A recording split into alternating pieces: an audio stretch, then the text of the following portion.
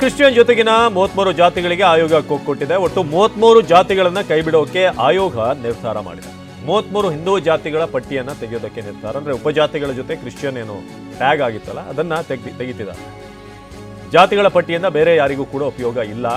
ಶೀಘ್ರದಲ್ಲಿ ಐಡೆಂಟಿಫೈ ಮಾಡೋದಕ್ಕೆ ಮಾತ್ರ ಅನುಕೂಲ ಆಗಿದ್ದು ಅಂತ ಹೇಳಿದ್ದಾರೆ.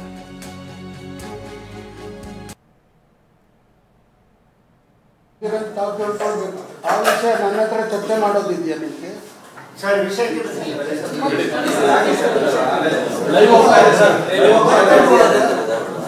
as much responsible as you are, and you are also as much responsible as I am.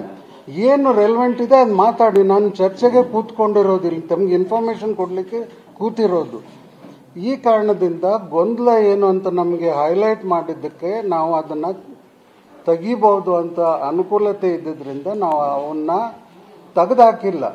ಅದು ಪಟ್ಟಿಯಲ್ಲಿ ಇರ್ತದೆ, ಬಟ್ ಅದು ಪ್ರಾಂಪ್ಟ್ ಆಗಿ ಸರ್ವೇಯರ್ಗೆ ಬರೋದಿಲ್ಲ. ನೀವು ನಾವೇನು ತೆಗೆದಾಕಿದೀವಲ್ಲ ಆ ಜಾತಿಯನ್ನ ಅದೇ ಜಾತಿ ಬರ್ಕೊಳ್ಳಿ ಅಂತಂದ್ರೆ ನಾವು ಬರ್ಕೊಳ್ಳಿಕ್ಕೆ ಕಾಲಮ್ ಇದೆ, ಅವಕಾಶ ಇದೆ, ಅದನ್ನೇ ಬರ್ಸ್ಬಹುದು. ನಾವು ತೆಗೆದಾಕಿದೀವಿ ಅಂತ ಹೇಳಿ ನಾವು ಎಲ್ಲ ತಯಾರಿಯನ್ನು ಮಾಡ್ಕೊಂಡಿದ್ದೀವಿ. ಸಮೀಕ್ಷೆ ಸಾಮಾಜಿಕ, ಶೈಕ್ಷಣಿಕ, ಆರ್ಥಿಕ ಸ್ಥಿತಿಗಳನ್ನು ತಿಳ್ಕೊಳ್ಳುವ ಸಮೀಕ್ಷೆ. ನಮ್ಮ ಪ್ರಿಪ್ರೇಷನ್ನು ಈಗ ಒಂದು 2 ತಿಂಗಳಿಂದ ಶುರುವಾಗಿ ನಾವು ಎಲ್ಲ ಸಿದ್ಧತೆಯನ್ನು ತಯಾರು ಮಾಡಿಕೊಂಡು ನಾವು ನಾಳೆಯಿಂದ ನಾವು ಪ್ಲ್ಯಾನ್ ಮಾಡಿದಾಗೆ ಶುರು ಮಾಡ್ತೀವಿ. ಈಗ ಅವರು ಈ ಸರ್ವೆ ಕಾರ್ಯಕ್ರಮಕ್ಕೆ ಹೋದವಾಗ ಅವರ ಮೊಬೈಲ್ ಫೋನ್ನಲ್ಲಿ ನಮ್ಮ ಸಿಸ್ಟಮ್ನಿಂದ ಕ್ವೆಶ್ಚನರ್ ಎಲ್ಲ ಲೋಡ್ ಆಗ್ತದೆ. ಅದರಲ್ಲಿ ಒಂದು 60 ಪ್ರಶ್ನಾವಳಿಗಳಿದ್ದಾವೆ. ಅದರ ಪ್ರಕಾರ ಅವರು ಇನ್ಫಾರ್ಮೇಷನ್ನ ಜನರೇಟ್ ಮಾಡ್ತಾರೆ.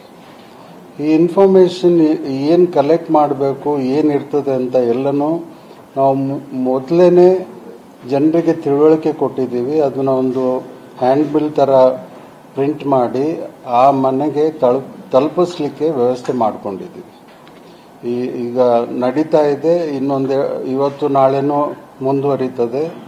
ಎಲ್ಲ ಜನರಿಗೆ ನಮ್ಮ ಸರ್ವೆಯಲ್ಲಿ ಏನು ಸಿದ್ಧತೆ, ಅವ್ರ ಕಡೆಯಿಂದ ಏನು ಸಿದ್ಧತೆ ಇರಬೇಕು ಅಂತ ತಿಳುವಳಿಕೆ ಕೊಟ್ಟಿದ್ದೀವಿ. ಈಗ ಅವರು ಈ ಸರ್ವೆ ಕಾರ್ಯಕ್ರಮಕ್ಕೆ ಹೋದವಾಗ